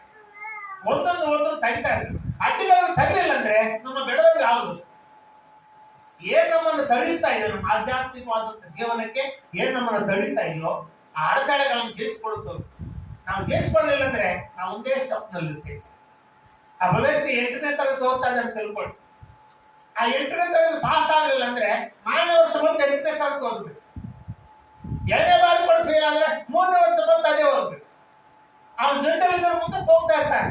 9ನೇ ತರಗತಿ, 10ನೇ ತರಗತಿ, 11, 12 ಅವ್ರ ಜೊತೆಲಿದ್ದವ್ರು ಹೋಗ್ಬಿಡ್ತಾರೆ. ಇವನು 8ನಲ್ಲಿ ಇದ್ದು ಬಿಡ್ತಾನೆ. ಯಾವ ವ್ಯಕ್ತಿ ತನ್ನ ಬಲಹೀನತೆಗಳನ್ನ, ತನ್ನ ಅಡೆತಡೆಗಳನ್ನ ತೆಗೆದಾಕ್ಲಿಕ್ಕೆ ಅವರಿಗೆ ಶಕ್ತಿ ಇರುವುದಲ್ವೋ ಅಥವಾ ಜಯಿಸ್ಕೊಳ್ಳಿಕ್ಕೆ ಆಗ್ತಾ ಇಲ್ವೋ, ಅವ್ರ ಆಧ್ಯಾತ್ಮಿಕವಾದಂಥ ಜೀವನ ಒಂದು ಲೆವೆಲಲ್ಲಿ ನಿಂತು ಬಿಡ್ತಾರೆ. ಅಲ್ಲಿಂದ ಬೆಳವಣಿಗೆ ಆಗುತ್ತೆ. ಆಧ್ಯಾತ್ಮಿಕವಾದಂತಹ ಅದಕ್ಕೆ ಉಪವಾಸ ಪ್ರಾರ್ಥನೆಗಳನ್ನ ಭಕ್ತರು ಏರ್ಪಾಡು ಮಾಡ್ತಾರೆ. 1ನೇ ಶತಮಾನದಿಂದ 2ನೇ ಶತಮಾನದಿಂದ ಈ ರೀತಿ ಕ್ರೈಸ್ತ ಸಮಾಜದ ಹಿರಿಯರು ನಾವು ಇಷ್ಟೇ ಭಕ್ತಿ ಮಾಡಿದ್ರು ಕೂಡ ನಮ್ಮ ಜೀವನದಲ್ಲಿ ದೇಹದಲ್ಲಿ ಇರುವಂತಹ ತಪ್ಪುಗಳು ಆಗ್ತವೆ, ಬಲಹೀನತೆಗಳಿರ್ತವೆ, ಲೋಪದೋಷಗಳಿರ್ತವೆ. ನಾವು ಗೊತ್ತಿದ್ದು ಗೊತ್ತಿಲ್ಲದೆ ತಪ್ಪುಗಳನ್ನು ಮಾಡ್ತಾ ಇದ್ವಿ. ಆದ್ದರಿಂದ ಪ್ರತಿ ಬಾರಿ 40 ದಿವಸಗಳ ಪ್ರಾರ್ಥನೆಗಳು ಬಂದಾಗ ಈ 40 ದಿವಸಗಳಲ್ಲಿ ಒಂದಾದರೂ ಬಲಹೀನತೆಯನ್ನು ನಾವು ಜಯಿಸ್ಕೊಳ್ಬೇಕು. ಈ 40 ದಿವಸ ನಾವು ಪ್ರಾರ್ಥನೆ ಮಾಡ್ತಾ ದಿನ ದಿನ ಒಂದೊಂದಾದ್ರೂ ಉಪವಾಸವಿದ್ದು, ಕೆಲವೊಂದಿಗೆ ಇರ್ಲಿಕ್ಕೆ ಆಗುದಿಲ್ಲ, ಅನಾರೋಗ್ಯಗಳು ಇರ್ತವೆ, ಡ್ಯೂಟಿಗಳಿರ್ತವೆ, ಉಪವಾಸ ಫುಲ್ ಇರ್ಲಿಕ್ಕೆ ಆಗುದಿಲ್ಲ. ಪೂರ್ಣ ಉಪವಾಸ ಇರದಿದ್ರೆ ಕನಿಷ್ಠ ಒಂದು ಹೊತ್ತು ಒನ್ ಟೈಮ್ ಫಾಸ್ಟಿಂಗ್ ಆದ್ರೂ ಮಾಡಿ, ಒನ್ ಟೈಮ್ ಫಾಸ್ಟಿಂಗ್ ಮಾಡಿ ಒಂದು ಬಾರಿ ಆದ್ರೆ ದೇವರ ಮುಂದೆ ಮನಗಾವರು. ದೇವಾಲಯಕ್ಕೆ ಬರ್ಬೇಕಂತ ಇರಲಿಲ್ಲ, ಮನೆಯಲ್ಲಿ ಮನಗಲಿರ್ಬೋದು, ಎಲ್ಲಾದ್ರೂ ಒಂದು ಸ್ಥಳದಲ್ಲಿ ಮನಗಲಿರ್ಬೋದು, ಇಲ್ಲಿಂದ್ರೂ ಕೂಡ ದೇವರಿಗೆ ದೇವರೇ ನನ್ನಲ್ಲಿ ಈ ಬಳೆ ಅಂತ ಜೀವಿಸ್ಕೊಳ್ಬೇಕು ಅಂತಿದ್ದೀನಪ್ಪ. ನನ್ನಲ್ಲಿ ಸಿಕ್ಕರುವಂತ ಬಳೆ ಇರ್ತಿದೆ, ನನ್ನಲ್ಲಿ ಇಂತ ಚಾಡಿ ಹೇಳುವಂತ ಬಳೆ ಇರ್ತಿದೆ, ನನ್ನಲ್ಲಿ ಇಂತ ಗರ್ವ ಅನ್ನುವಂತ ಬಳೆ ಇರ್ತಿದೆ, ನನ್ನಲ್ಲಿ ಅತಿಶಯ ಅನ್ನುವಂತ ಬಳೆ ಇರ್ತಿದೆ. ಇದನ್ನು ಜಯಿಸ್ಕೊಳ್ಬೇಕಂತಿದ್ದೀನಪ್ಪ, ನಮ್ಗೆ ಶಕ್ತಿ ಕೊಡಪ್ಪ ಅಂತ ಹೇಳಿ ಈ 40 ದಿವಸಗಳಲ್ಲಿ ಒಂದು ಹೊತ್ತಾದ್ರೂ ಉಪವಾಸವಿದ್ದು ದೇವರ ಮುಂದೆ ಬೇಡಿದ್ರೆ ಖಂಡಿತವಾಗಿ ಜಯ ಸಿಗ್ತದೆ. ಒಂದೊಂದು ಅಡಚಣೆಗಳನ್ನ ನಾವು ತೆಗೆದಾಗ ಆಧ್ಯಾತ್ಮಿಕವಾದಂತ ಬೆಳವಣಿಗೆ. ನಾನು ಬಾಕ್ಸಿಂಗ್ ಬ್ರದರ್ ಎಕ್ಸಾಂಪಲ್ ಕೊಡ್ತೇನೆ. ಆ ಟೈಮ್ಗಳಲ್ಲಿ ಬಾಕ್ಸಿಂಗ್ ಬ್ರದರು ಬೈಬಲ್ ಸ್ಟಡಿ ಏರ್ಪಾಟ್ ಮಾಡಿದ್ರು ಪ್ರಾರಂಭ ದಿನಗಳಲ್ಲಿ. ಬೈಬಲ್ ಸ್ಟಡಿ ಏರ್ಪಾಟ್ ಮಾಡಿದ ಕೂಡಲೇ ಮಾರನೇ ದಿನ ಯಾರು ಕೇಳಿದಂತೆ, ಬ್ರದರ್ ಎಷ್ಟು ಮಂದಿ ಬಂದಿದ್ದಾರೆ ಬೈಬಲ್ ಸ್ಟಡಿ ಅಂತ ಕೇಳಿದ ಕೂಡಲೇ ಆವಾಗ ಚಿಕ್ಕ ಒಂದು ಗುಡಿಸಲಲ್ಲಿ ಸ್ಟಾರ್ಟ್ ಮಾಡಿದ್ರು. ಸ್ಟಾರ್ಟಿಂಗ್ 15 ಮಂದಿ ಬಂದಿದ್ರು, ಮನೆಯೆಲ್ಲ ತುಂಬ ಹೋಯ್ತು ಅಂತ ಕೇಳಿದ್ದಾರೆ. 15 ಮಂದಿ ಬೈಬಲ್ ಸ್ಟಡಿ ಬಂದಿದ್ರು, ಮನೆಯೆಲ್ಲ ತುಂಬ ಹೋಯ್ತು ಅಂತ ಹೇಳ್ತಾರೆ. ಮಾರನೇ ವಾರ ಬೈಬಲ್ ಸ್ಟಡಿ ಕೇಳಿದಂತೆ, ಬ್ರದರ್ ರಾತ್ರಿ ಬೈಬಲ್ ಸ್ಟಡಿ ಏನಾಯ್ತು, ಹೇಗಾಯ್ತು, ಎಷ್ಟು ಮಂದಿ ಬಂದ ತಿಳಿದುಕೊಳ್ಳೆ 25 ಮಂದಿ ಬಂದಿದ್ದಾರೆ, ಮನೆ ತುಂಬ ಹೋಯ್ತು ಅಂತ ಹೇಳ್ತಾರೆ. 25 ಮಂದಿ ಬಂದವರು, ಮನೆ ತುಂಬ ಹೋಯ್ತು. ಆಯ್ತು, ಇನ್ನೊಂದು ವಾರ ಮುಗಿದ ನಂತರ ಮತ್ತು ವಾರಕ್ಕೊಮ್ಮೆ ಬೈಬಲ್ ಸ್ಟಡಿ. ಆ ಇನ್ನೊಂದು ವಾರ ಮೂರನೇ ವಾರ ಮುಗಿದ ಅಂತ ಕೇಳಿದ್ದಾರೆ, ಎಷ್ಟು ಮಂದಿ ಬಂದಿದ್ದಾರೆ ಅಂತ ಹೇಳಿದ್ರೆ ಮನೆ ತುಂಬ ಹೋಯ್ತ್ರಿ, 50 ಮಂದಿ ಬಂದಾರ. ಆ ಕೇಳಿದಂತ ವ್ಯಕ್ತಿ ಆಶ್ಚರ್ಯ ಆಯ್ತು. ಬ್ರದರ್ ಅಷ್ಟು ದಿನ ಫಸ್ಟ್ ವಾರ 15 ಮಂದಿ ಬಂದಿದ್ರು, ಮನೆ ತುಂಬ ಹೋಯ್ತು ಅಂತ ಹೇಳಿದ್ರು. ಎರಡನೇ ವಾರ 25 ಮಂದಿ ಬಂದಿದ್ರು, ಮನೆ ತುಂಬ ಹೋಯ್ತು ಅಂತ ಹೇಳಿದ್ರಿ. ಮೂರನೇ ವಾರ 50 ಮಂದಿ ಬಂದಿದ್ದಾರೆ, ಮನೆ ತುಂಬ ಹೋಯ್ತು ಅಂತ ಹೇಳಿದ್ರಿ. ಆ ಮನೆ ರಬ್ಬರ್ ತರ ಎಕ್ಸ್ಪೆಂಡ್ ಆಗ್ತಾ ಇದೆಯಾ? ಆ ಮನೆ ಏನಾದ್ರು ಎಕ್ಸ್ಪೆಂಡ್ ಆಗಿ ರಬ್ಬರ್ ತರ ಸಾಕ್ತಾ ಇದೆಯಾ ಅಂತ ಕೇಳಿದ ಕೂಡಲೇ ಆವಾಗ ಭಕ್ಸಿ ಬ್ರದರ್ ಹೇಳ್ತಾರೆ, ಅಯ್ಯ ಮೊದಲನೇ ಬಾರಿ 15 ಮಂದಿ ಬಂದಾಗ ಮನೆ ತುಂಬಿತ್ತು ಕರೆ, ಆದ್ರೆ ಎರಡನೇ ಬಾರಿ ಬಂದಾಗ ಮನೆ ಸಾಕಾಗ್ಲಿಲ್ಲ. ಆ ಮನೆಯಲ್ಲಿದ್ದಂತ ಕಬೋರ್ಡ್ ತೆಗೆದಾರು, ಒಂದು ಕಾಟ್ ತೆಗೆದು ಬಿಟ್ಟಾರು, ಒಂದು ಸೋಫಾ ತೆಗೆದು ಬಿಟ್ಟಾರು. ಆವಾಗ 25 ಮಂದಿ ಕೂತ್ಕೊಳ್ಳಿಕ್ಕಾಯ್ತು. ಮೂರನೇ ವಾರ ಬಂದಾಗ 25 ಮಂದಿ ಸಾಕು, 50 ಮಂದಿ ಬಂದವರು ಸಾಕಾಗ್ಲಿಲ್ಲ. ಮನೆಯಲ್ಲಿದ್ದಕ್ಕೆ ಎಲ್ಲ ವಸ್ತುಗಳೆಲ್ಲ ಹೊರಗಿಟ್ಟು ಬಿಟ್ಟಾರು, ಎಲ್ಲ ವಸ್ತುಗಳ ಹೊರಗಿಟ್ಟು ಬಿಟ್ಟಾರು. ಅವಾಗ 50 ಮಂದಿ ಕೂತ್ಕೊಳ್ಳಿಕ್ಕೆ ಸಂಪೂರ್ಣ ಮನೆ ಸಾಕಾಯ್ತು ಅಂತ ಹೇಳ್ತಾರೆ. ಅಂದ್ರೆ ಒಂದೊಂದು ವಸ್ತು ಹೊರಗೆ ತೆಗೆದಾಗ ನಾವು ಒಂದೊಂದು ವ್ಯಕ್ತಿ ಕೂತ್ಕೊಳ್ಳಿಕ್ಕೆ ನಮ್ಮ ಅಂತರಂಗದಲ್ಲಿ ಕೂಡ ಪ್ರಿಯರೇ ಒಂದೊಂದು ಬಳೆ ಇರುತ್ತೆ, ಒಂದೊಂದು ಲೋಪ, ಒಂದೊಂದು ದೋಷ, ಒಂದೊಂದು ನಾವು ಹೊರಗೆ ತೆಗಿತಾ ಇದ್ರೆ ಪವಿತ್ರಾತ್ಮ ನಮ್ಮಲ್ಲಿ ಬಂದು ಸೇರ್ಕೊಳ್ತಾ ಇರ್ತಾರೆ. ಆ ಸ್ಥಳ ತುಂಬುತ್ತಾ ಇರ್ತಾರೆ, ಆ ಖಾಲಿಯಾದಂತ ಸ್ಥಳ ತುಂಬುತ್ತಾ ಇರ್ತಾರೆ. ಈ ರೀತಿ ನಮ್ಮ ಆಧ್ಯಾತ್ಮಿಕವಾದಂತ ಬೆಳವಣಿಗೆ ಆಗ್ತದೆ. ಈ ರೀತಿ ಬೆಳವಣಿಗೆ ಅದಕ್ಕಾಗಿ ಭಕ್ತರು ಉಪವಾಸ ದಿನಗಳನ್ನು ಏರ್ಪಾಡು ಮಾಡ್ತಾರೆ. ಖಂಡಿತವಾಗಿ ಈ 40 ದಿವಸ ಯಥಾರ್ಥವಾದಂತ ಮನಸ್ಸಿನಿಂದ, ಪೂರ್ಣ ಮನಸ್ಸಿನಿಂದ ದೇವರನ್ನು ಮನಗಾಲರು, ದೇವರೇ ನನ್ನಲ್ಲಿ ಲೋಪ ಇದೆ, ನನ್ನಲ್ಲಿ ದೋಷ ಇದೆ, ನನ್ಗೆ ಬೆಳಿಲಿಕ್ಕೆ ಆಗ್ತಾ ಇಲ್ಲ, ನನ್ಗೆ ಸಹಾಯ ಮಾಡಪ್ಪ, ನಾನು ಜಯಿಸ್ಕೊಳ್ಳಿಕ್ಕೆ ಆಗ್ತಾ ಇಲ್ಲಪ್ಪ, ನನ್ಗೆ ಸಹಾಯ ಮಾಡಪ್ಪ ಅಂತ ಹೇಳಿ ಹೇಳಿದ್ರೆ ಖಂಡಿತವಾಗಿ ದೇವರು ಸಹಾಯ ಮಾಡ್ತಾರೆ. ಕೆಲವರು ಟಿವಿಗೆ ಅಡಿಕ್ಟ್ ಆಗಿಬಿಡುತ್ತೆ, ಮೊಬೈಲ್ ಅಡಿಕ್ಟ್ ಆಗಿಬಿಡುತ್ತೆ. ಆ ಟಿವಿ ನೋಡೋದಿದ್ರೆ, ಮೊಬೈಲ್ ನೋಡೋದಿದ್ರೆ ನಮಗೆ ಊಟ ಕೊಡೋದಿಲ್ಲ. ನೋಡ್ಲಿಕ್ಕೆ ಇಂಥ ಸೀರಿಯಲ್ ಬರ್ತಾ ಇದೆ, ಅವ ಇಂಥ ಒಂದು ಪ್ರೋಗ್ರಾಮ್ ಬರ್ತಾ ಇದೆ, ಅದು ನೋಡೋದಿದ್ರೆ ನಿದ್ದೆ ಬರ್ತದೆ. ಆ ರೀತಿ ಅಡಿಕ್ಟ್ ಆಗಿಬಿಡ್ತಾರೆ. ಅವ್ರು ನರಕೋಕ್ ಹೋಗ್ತಾರೆ ಅಂತ ನಾನು ಹೇಳ್ತಾ ಇಲ್ರಿ. ಇವೆಲ್ಲ ಬಲಹೀನತೆಗಳು, ಲೋಕದೋಷಗಳು. ನಾವು ಈ ಲೋಕದಲ್ಲಿ ಇರುವವರೆಗೂ ಕೂಡ ಇವೆಲ್ಲ ಜೀವಿಸ್ಕೊಂಡು ಹೋಗ್ತಾ ಇರ್ತೀವಿ. ಅಂಥವ್ರು ಕೂಡ ದೇವರ ಮುಂದೆ ಯಥಾರ್ಥವಾದ ಮನಸ್ಸು, ದೇವರೇ ನಾನು ಟಿವಿಯಲ್ಲಿ ಸಿಕ್ಕಾಕೊಂಡಿದ್ದೀನಪ್ಪ, ದೇವರೇ ನಾನು ಮೊಬೈಲ್ ಸಿಕ್ಕಾಕೊಂಡಿದ್ದೀನಪ್ಪ, ಇದರಲ್ಲಿ ನನಗೆ ಜಯ ಕೊಡು ಅಂತ ಹೇಳಿ ದೇವರಲ್ಲಿ 40 ದಿವಸ ಪ್ರಾರ್ಥನೆ ಮಾಡಿದ್ರೆ ಖಂಡಿತ ಜಯ ಸಿಗ್ತದೆ, ಖಂಡಿತ ಜಯ ಸಿಗ್ತದೆ. ಅದು ನಾನೊಬ್ಬ ಪೂಜಾರಿ, ಇಲ್ಲಿ ಒಬ್ಬ ಪಾದರಿ ಪೂಜಾರಿ. ಈಗ ನನಗೆ ಕೆಲವು ಕಂಡೀಷನ್ಸ್ ಇರ್ತಾರೆ. ದೇವ್ರು ಎಲ್ಲರೂ ನೀವೆಲ್ಲ ಆ ರೀತಿ ಮಾಡಿ ಅಂತ ನಾನು ಹೇಳುತ್ತಾ ಇದ್ದೆ. ನಾನು ಅಂಥವೆಲ್ಲ ನಾನು ಜಯಿಸ್ಕೊಂಡ್ರೆ ಇಲ್ಲಿ ನಿಂತ್ಕೊಳ್ಳಿಕ್ಕೆ ಆಗ್ತದೆ, ಬೋಧನೆ ಮಾಡ್ಲಿಕ್ಕೆ ಆಗ್ತದೆ. ಒಂದು ಎಕ್ಸಾಂಪಲ್ ಕೊಡ್ತೇನೆ. MBBS ಡಾಕ್ಟರ್ ಇದ್ದಾರೆ ಅಂತ ತಿಳ್ಕೊಂಡು, MBBS ಡಾಕ್ಟರ್ ಇರುವಾಗ 10th ಸ್ಟ್ಯಾಂಡರ್ಡ್ ತನಕ ಎಲ್ಲ ಸಬ್ಜೆಕ್ಟ್ ಅವ್ರಿಗೆ ಇರ್ತಾರೆ. 10th ಸ್ಟ್ಯಾಂಡರ್ಡ್ ಬರೋ ತನಕ ಎಲ್ಲರಿಗೂ ಸೇಮ್ ಸಬ್ಜೆಕ್ಟ್ ಇರ್ತಾರೆ. PUC ಹೋದ ಮೇಲೆ ಅವರು ಡಾಕ್ಟರ್ ಹೋಗೋರಿಗೆ ಕೆಲವು ಪ್ರತ್ಯೇಕವಾದ ಸಬ್ಜೆಕ್ಟ್ಸ್ ಇರ್ತಾರೆ. ಆಮೇಲೆ ಡಾಕ್ಟರ್ ಕೋರ್ಸ್ ಹೋದಾಗ ಇನ್ನು ಕೆಲವು ಸಬ್ಜೆಕ್ಟ್ ತೆಗೆದುಬಿಟ್ಟು ಆ ಮೆಡಿಕಲ್ ಸಂಬಂಧಪಟ್ಟಿದ್ದಂತ ಸಬ್ಜೆಕ್ಟ್ ಆಗ್ತದೆ. ಅಂದ್ರೆ ಅವ್ರ ಕನ್ಸಂಟ್ರೇಷನ್ ಏನಿದೆ, ಆ ಡಾಕ್ಟರ್ ಆಗ್ಲಿಕ್ಕೆ ಯಾವ ಸ್ಟೂಡೆಂಟ್ ಬಯಸ್ತಾ ಇರ್ತಾನೋ ಅವನಿಗೆ ಕನ್ಸಂಟ್ರೇಷನ್ ಪೂರ್ತಿ ಮೆಡಿಕಲ್ ಮೇಲೆ ಇಟ್ಬಿಡ್ತಾರೆ. ಸಬ್ಜೆಕ್ಟ್ ಎಲ್ಲ ಕಡಿಮೆ ಮಾಡ್ತಾರೆ, ಒಂದೊಂದು ಕಡಿಮೆ ಬೇರೆ ಬೇರೆ ಸಬ್ಜೆಕ್ಟ್ ಎಲ್ಲ ಕಡಿಮೆ ಮಾಡಿ ಮೆಡಿಕಲ್ ಸಂಬಂಧಪಟ್ಟಿದ್ದಂತ ಸಬ್ಜೆಕ್ಟ್ ಹೆಚ್ಚಿಗೆ ಇಟ್ಬಿಡ್ತಾರೆ. ಅದೇ ರೀತಿಯಾಗಿ ಬೇರೆ ಯಾರು ದೇವರ ಸೇವಕರಾಗಬೇಕನ್ನುವಂತ ಮನಸ್ಸಿರ್ತಾರೆ, ಆ ದೇವರ ಸೇವಕರಾಗಿರ್ಬೇಕನ್ನುವಂಥವ್ರು ಈ ಲೋಕಾನುಸಾರವಾದಂತ ಒಂದೊಂದು ಕಡಿಮೆ ಮಾಡ್ತಾ ಹೋಗ್ತಾರೆ. ನಮ್ಮ ಕನ್ಸಂಟ್ರೇಷನ್ ದೇವರ ಕಡೆ ತಿರುಗಿಸ್ತಾರೆ. ಬೇರೆ ನಮ್ಮಲ್ಲಿ ಒಂದೊಂದು ಅಡಚಣೆಗಳನ್ನ ನಾವು ತರಿತಾ ಹೋದ್ರೆ ನಮ್ಮಲ್ಲಿ ಪವಿತ್ರಾತ್ಮ ಆ ಖಾಲಿ ಜಾಗ ಕೊಡ್ತಾರೆ. ಯಾವ ಪವಿತ್ರಾತ್ಮ ಸುಖ ಕೊಡುತ್ತಾನೋ ನಮ್ಮನ್ನ ಒಂದೊಂದು ಸ್ಟೆಪ್ ಆಧ್ಯಾತ್ಮಿಕ ಬೆಳೆಸುತ್ತಾಗ್ತೀವಿ.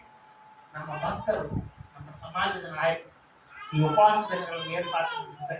ಬೈಬಲಿನಲ್ಲಿ ಎಲ್ಲಿ ಬರೆದಿಲ್ಲ ಈ ರೀತಿ ವರ್ಷಕ್ಕೊಮ್ಮೆ 40 ದಿವಸ ಉಪವಾಸ ಬೇಡ್ರಿ, ಭಸ್ಮ ಬುಧವಾರ ಬೋಧಿ ಬುಧವಾರ ಆಚರಣೆ ಮಾಡಿ ಅಂತ ಹೇಳಿ ಎಲ್ಲೂ ಹೇಳಿಲ್ಲ. ಇದು ನಾಯಕರು, ಸಮಾಜದ ನಾಯಕರು ಮಾಡ್ತಾರೆ. ಪ್ರಾರಂಭದಲ್ಲಿ ಸಮಾಜದ ನಾಯಕರು ಮಾಡ್ತಾರೆ. ನಮ್ಮ ಕ್ರೈಸ್ತ ಸಮಾಜವನ್ನ ಆಧ್ಯಾತ್ಮಿಕವಾಗಿ ಬೆಳೆಸಬೇಕಾದ್ರೆ ಈ ರೀತಿ ನಾವು ಮಾಡುವ 40 ದಿವಸಗಳು ಉಪವಾಸ ಪ್ರಾರ್ಥನೆ ಏರ್ಪಾಡು ಮಾಡುವ. ಈ 40 ದಿವಸಗಳಲ್ಲಿ ಕ್ರಿಸ್ತನ ಶ್ರಮಗಳ ಬಗ್ಗೆ ನಾವು ಬೋಧಿಸೋಣ. ಯಾವ ರೀತಿ ಕ್ರಿಸ್ತನು ಕೊಲ್ಲಲ್ಪಟ್ಟಿದ್ದಾನೆ, ಯಾವ ರೀತಿ ನಮಗೋಸ್ಕರ ಹಿಂಸಲ್ಪಟ್ಟಿದ್ದಾನೆ, ಯಾವ ರೀತಿ ನಮಗೋಸ್ಕರ ಬಾಧಿಸಲ್ಪಟ್ಟಿದ್ದಾನೆ, ಆತನ ಶ್ರಮಗಳನ್ನು ಧ್ಯಾನ ಮಾಡಿದ್ರೆ ನಮಗೋಸ್ಕರವಾಗಿ ಕ್ರಿಸ್ತನಿಷ್ಟು ಶ್ರಮ ಪಟ್ಟಿದ್ದಾನೆ, ನಮಗೋಸ್ಕರವಾಗಿ ಕ್ರಿಸ್ತನು ಕೊಲ್ಲಲ್ಪಟ್ಟಿದ್ದಾನೆ ಅನ್ನುವಂತ ಅರಿವು ಬಂದರೆ ಇನ್ನೊಮ್ಮೆ ಮತ್ತು ಟ್ರೈ ಮಾಡ್ಲಿಕ್ಕೆ ಹೋಗುದಿಲ್ಲ, ಅಪರಾಧ ಮಾಡ್ಲಿಕ್ಕೆ ಹೋಗುದಿಲ್ಲ ಅಂತ ಹೇಳಿ ಕ್ರೈಸ್ತ ಸಮಾಜದ ನಾಯಕರು ಈ ಉಪವಾಸ ದಿನಗಳಿಗೆ ಏರ್ಪಾಡು ಮಾಡಿದ್ದಾರೆ. ಭಸ್ಮ ಬುಧವಾರ ಅಥವಾ ಬೂದಿ ಬುಧವಾರ ಯಾಕಪ್ಪ ಅಂತ ಹೇಳಿದ್ರೆ ಪುರಾತನ ಕಾಲದಲ್ಲಿ ಬೂದಿ ತಲುಕೊಳ್ತಾರೆ, ಪಶ್ಚಾತ್ತಾಪದ ಗುರುತು. ಬೂದಿ ತಲುಕೊಳ್ತಾರೆ. ಎಷ್ಟೇ ಆಗಿದ್ದ ಕಾಲದಲ್ಲಿ ಯಹೂದ್ಯರಿಗೆ ತುಂಬಾ ಕಷ್ಟ ಬಂದಿತ್ತು. ಯಹೂದ್ಯರನ್ನೆಲ್ಲ ಕೊಳ್ಳಬೇಕಂತೇಳಿ ಅಪ್ಪನ ಜಾರಿ ಆಯ್ತು, ಪ್ರಥಮ ಜಾರಿ ಆಯ್ತು. ಆವಾಗ ಎಷ್ಟೇ ರಾಣಿ ಆ ಯಹೂದ್ಯರಿಗೆಲ್ಲರೂ ಗೆಲ್ತಾರೆ. ಎಲ್ಲರೂ ಕೂಡ ಉಪವಾಸವಿದ್ದು ಪಶ್ಚಾತ್ತಾಪ ಉಪವಾಸವಿದ್ರಿ, ದೇವರನ್ನ ಬೇಡ್ರಿ, ದೇವರು ನಮಗೆ ಸಹಾಯ ಮಾಡ್ತಾರೆ ಅಂತ ಹೇಳಿ ಯಹೂದ್ಯರಿಗೆ ಪ್ರಾರ್ಥನೆ ಮಾಡ್ತಾರೆ. ಎಷ್ಟೇ ಬರ್ದಕ್ಕೆ ಅಂತ ಹೇಳಿ ಆ ಎಷ್ಟೇ ಇಲ್ಲ ಚಿಕ್ಕಪ್ಪ ಉಪವಾಸವಿದ್ದು ಬೂದಿ ತಲುಕೊಳ್ತಾರೆ. ತಲೆಗೆ ಬೂದಿ ತಲುಕೊಳ್ಳೋದಂದ್ರೆ ಪಶ್ಚಾತ್ತಾಪದ ಗುರುತು, ದುಃಖ ಪಡುವುದಕ್ಕೆ ಅದು ಗುರುತಾಗಿರುತ್ತೆ. ಅದಕ್ಕಾಗಿ ಈ ಮೂರ್ತಿ ಈ ರೀತಿ ಸಿಲುಬೆ ಗುರುತಾಗ್ತದೆ. ಚರ್ಚ್ಗಳಲ್ಲಿ ನಮ್ಮ CSI ಚರ್ಚ್ಗಳಲ್ಲಿ ಆಗ್ತಾರೆಲ್ಲ ಗೊತ್ತಿಲ್ಲ, ಆದ್ರೆ ಕ್ಯಾಥಲಿಕ್ ಸಭೆಗಳಲ್ಲಿ ಆಗ್ತಾರೆ. ಸರಿ, ಏನೇನು ಪ್ರಿಯರೇ, ಒಂದು ಒಳ್ಳೆಯ ಕಾರ್ಯ ಮಾಡ್ಲಿಕ್ಕಾಗಿ ಏನು ಮಾಡಿದ್ರು ತಪ್ಪಿಲ್ಲ. ನಮ್ಮ ಉದ್ದೇಶ ಚೆನ್ನಾಗಿರ್ತದೆ, ನಮ್ಮ ಉದ್ದೇಶ ಚೆನ್ನಾಗಿ. ಸರಿ ಪ್ರಿಯರೇ, ನಾನು ಈ ರಾತ್ರಿ ಸಮಯದಲ್ಲಿ ಹೇಳುವುದೇನಪ್ಪ ಅಂತ ಹೇಳಿದ್ರೆ, ಗೊತ್ತಿದ್ದು ಗೊತ್ತಿಲ್ಲದೆ ನಾವೆಲ್ಲರೂ ತಪ್ಪುಗಳನ್ನು ಮಾಡ್ತಾರೆ. ಬುದ್ಧಿಪೂರ್ವಕವಾಗಿ ಮಾಡದಿದ್ರು ಕೂಡ ಕೆಲವರು ಗೊತ್ತಿದ್ದ ಹಂಗಾಗಿ ಹೋಗ್ತಾ ಇದ್ದಾರೆ. ದೇವರು ಬಯಸುವುದೇನಪ್ಪ ಅಂತ ಹೇಳಿದ್ರೆ, ನಾವು ದೀಕ್ಷಾಸಾರ ಹೊಂದಿಕೊಂಡಿದ್ದಂತ ದಿನದಲ್ಲಿ ಯಾವ ಲೆವೆಲ್ನಲ್ಲಿ ಇದ್ದೀವೋ, ಮಾನಸಾಂತರ ಪಟ್ಟು ಪಾಪ ಪರಿಹಾರವನ್ನು ಹೊಂದಿಕೊಂಡಿದ್ದಂತ ದಿನದಲ್ಲಿ ಯಾವ ಲೆವೆಲ್ನಲ್ಲಿ ಇದ್ದೀವೋ ಆ ಲೆವೆಲ್ ನಾವು ಇರಬಾರ್ದು. ಅಲ್ಲಿಂದ ನಾವು ಬೆಳೀತಾ ದಿನ ಬೆಳೀತಾ ಬರಬೇಕನ್ನುವಂಥದ್ದು ದೇವರ ಉದ್ದೇಶ. ಚಿಕ್ಕ ಮಕ್ಕಳ ತರ ನೀವು ಇರಬೇಕು ಅಂತ ಅಂದ್ರೆ ಚಿಕ್ಕ ಮಕ್ಕಳು ಯಾವ ರೀತಿ ಬೆಳೆಯಿದೆ, ಚಿಕ್ಕವರು ಎಲ್ಲ ಸಂಪೂರ್ಣವಾಗಿ ತಾಯಿ ಮೇಲೆ ಆಧಾರ ಪಟ್ಟು ಎಲ್ಲ ಕೆಲಸಗಳಿಗೆ ಆಧಾರ ಪಟ್ಟಿರ್ತಾರೋ ಆ ರೀತಿ ನೀವು ಬೆಳೆಯದ ಇರಬಾರ್ದು ಅಂತ ಹೇಳಿ ಈ ಪರಿಸ್ಥಿತಿ ಪತ್ರದಲ್ಲಿ ಬರೀತಾರೆ. ಬೆಳಿಬೇಕಂತ ಆಧ್ಯಾತ್ಮಿಕ. ಹಾಗಾದ್ರೆ ಪ್ರಿಯರೇ, ನಾವು ಆಧ್ಯಾತ್ಮಿಕವನ್ನು ಬೆಳಿಬೇಕಾದ್ರೆ ಈ 40 ದಿವಸಗಳಲ್ಲಿ ಯಾವುದಾದ್ರೂ ಒಂದು ಆಧ್ಯಾತ್ಮಿಕವಾದ ಸ್ಟೆಪ್ ಅನ್ನ ನೀವು ಆಹ್ವಾನ ಮಾಡಿ, ಅಂದ್ರೆ ಒಂದು ಆಧ್ಯಾತ್ಮಿಕವಾದಂತ ಒಂದು ಕಾರ್ಯವನ್ನ ಪ್ರಾರಂಭಿಸಿ. ಪ್ರಾರ್ಥನೆಗಳಲ್ಲಿ ಹಿಂದಿನ ದಿನಗಳಲ್ಲಿ 5 ನಿಮಿಷ ನೀವು ಪ್ರಾರ್ಥನೆ ಮಾಡ್ತಾ ಇರಬಹುದು. ಈ 40 ದಿವಸಗಳಲ್ಲಿ 10 ನಿಮಿಷ ಮಾಡಿ. ಒಂದು ವೇಳೆ ಹಿಂದಿನ ದಿನಗಳಲ್ಲಿ ಒಂದು 10 ನಿಮಿಷ ಮಾಡ್ತಾ ಇರಬಹುದು. ಈ 40 ದಿವಸ 20 ನಿಮಿಷ ಮಾಡಿ. ಈ ರೀತಿ ಆಧ್ಯಾತ್ಮಿಕವಾದಂತಹ ಚಟುವಟಿಕೆಗಳನ್ನ ನಾವು ಬೆಳೆಸಬೇಕು. ಅಂದ್ರೆ ನಾವು ಬೈಬಲ್ ಓದ್ತಾನೆ ಇಲ್ಲ ಅಂತ ತಿಳ್ಕೊಂಡು ಇನ್ನೇನು ಶುರು ಮಾಡಿ ಓದಿದ್ರೆ 1 ಅಧ್ಯಾಯ ಓದ್ತಾ ಇದ್ರೆ ಇರ್ಬೋದು, ಈಗ 2 ಅಧ್ಯಾಯ ಓದಿ. ಈ ರೀತಿ ಆಧ್ಯಾತ್ಮಿಕವಾದಂತಹ ಚಟುವಟಿಕೆಗಳನ್ನ ಬೆಳೆಸಬೇಕು. ಯಾವಾಗ ಇದನ್ನ ಬೆಳೆಸ್ತೀವೋ ಬೇರೆ ಕಾರ್ಯಗಳಿಗೆ ಸಮಯ ಕಡಿಮೆ ಆಗ್ತದೆ. 24 ತಾಸಿದಲ್ಲ, 24 ತಾಸಲ್ಲಿ ಸುಮಾರು ಕೆಲವು ತಾಸುಗಳನ್ನು ದೇವರು ಕೊಟ್ಟುಬಿಟ್ರೆ ಉಳಿದಿರುವಂತ ತಾಸುಗಳು ನಮ್ಮ ಫ್ಯಾಮಿಲಿಗೆ, ನಮ್ಮ ಕುಟುಂಬಕ್ಕೆ ಕೊಡಬಹುದು. ವೇಸ್ಟ್ ಆದಂತ ಕಾರ್ಯಕ್ಕೆ ಹೋಗ್ಬಾರ್ದು. ಇಲ್ಲಿ ಪ್ರಾರ್ಥನೆ ಇದ್ದಾಗ ಪ್ರಾರ್ಥನೆ ಹೋಗೋದು ಬಿಟ್ಬಿಟ್ಟು ಟಿವಿ ಮುಂದೆ ಕೂತ್ಕೊಂಡು ಏನಾಗ್ತದೆ ಅಂತ ಹೇಳಿದ್ರೆ ನಾವು ಟಿವಿಗೆ ಹೆಚ್ಚು ಪ್ರಾಮುಖ್ಯತೆ ಕೊಡ್ತಾ ಇದ್ದೇವೆ, ದೇವರಿಗಿಂತ ಟಿವಿಗೆ ಹೆಚ್ಚು ಪ್ರಾಮುಖ್ಯತೆ ಕೊಡ್ತಾ ಇದ್ದಂತ ಅರ್ಥ. ನಮ್ಮಲ್ಲಿ ಅದೊಂದು ಅಡ್ಡಿ ಆಗಿದೆ. ಆ ಟಿವಿ ನಮ್ಮನ್ನ ಬೆಳಿಲಿಕ್ಕೆ ಕೊಡ್ತಾ ಇಲ್ಲ, ಆಧ್ಯಾತ್ಮಿಕವಾಗಿ ಬೆಳಿಲಿಕ್ಕೆ ಕೊಡ್ತಾ ಇಲ್ಲ. ಬೇರೆ ಟೈಮ್ ನೋಡ್ಬೋದು, ಪ್ರಾರ್ಥನೆ ಇಲ್ಲದಂತ ಸಮಯದಲ್ಲಿ ನಮ್ಮ ಆಧ್ಯಾತ್ಮಿಕವಾದ ಚಟುವಟಿಕೆ ಮುಗಿದ ಅವಾಗ ನೋಡ್ಬೋದು, ಏನ್ ತಪ್ಪಿಲ್ಲ. ನಮ್ಮಂತವ್ರಿಗೆ ಅದು ವೀಕ್ಷಿಸೆ, ನೀವು ನೋಡ್ಬೇಡ ಅಂತ ಹೇಳಿದ್ದಾರೆ. ನಮ್ಮಂತವ್ರಿಗೆ ಅದನ್ನ ತಡೆ ಹಾಕಿದ್ದಾರೆ, ಹೊರತು ಎಲ್ಲರಿಗೂ. ಅದಕ್ಕಾಗಿ ಬೇರೆ ಈ ಭಸ್ಮ ಬದಲಾರದಿಂದ ನಮ್ಗೆ ಹೇಳಿದ ಬೇರೆ ನಮ್ಮನ್ನು ನಾವು ಪರೀಕ್ಷೆ ಮಾಡ್ಕೊಳ್ಳೋಣ. ಯಾವುದರಲ್ಲಿ ನಾವು ತಪ್ಪಿ ಹೋಗ್ತಾ ಇದ್ದೀವಿ, ಯಾವ ಕಾರ್ಯ ನಮ್ಮನ್ನು ತಡಿತಾ ಇದೆ, ಆಧ್ಯಾತ್ಮಿಕವಾಗಿ ಬೆಳೆದ ಹಾಗೆ ಯಾವ ಕಾರ್ಯ ತಡಿತಾ ಇದೆ. ಒಂದು ವೇಳೆ ನಮ್ಮಲ್ಲಿ ಏನಾದರೂ ಬಲಹೀನತೆ ನಾವು ಸಿಟ್ಟು ಮಾಡಿಕೊಳ್ಳುವುದಾಗಲಿ, ಚಾಡಿ ಹೇಳುವುದಾಗಲಿ, ನಿಂದಿಸುವುದಾಗಲಿ, ಜಗಳ ಮಾಡುವುದಾಗಲಿ, ಬೇರೆಯವರನ್ನ ಆಶಿಸುವುದಾಗಲಿ, ಇಂಥವೆಲ್ಲ ಬಲಹೀನತೆಗಳಿವೆ.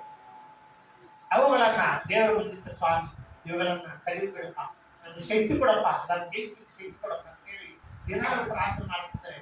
ಖಂಡಿತವಾಗಿ ಬೇರೆ 40 ದಿವಸಗಳಲ್ಲಿ ಅದರ ಮೇಲೆ ಜಯಿಸಿ.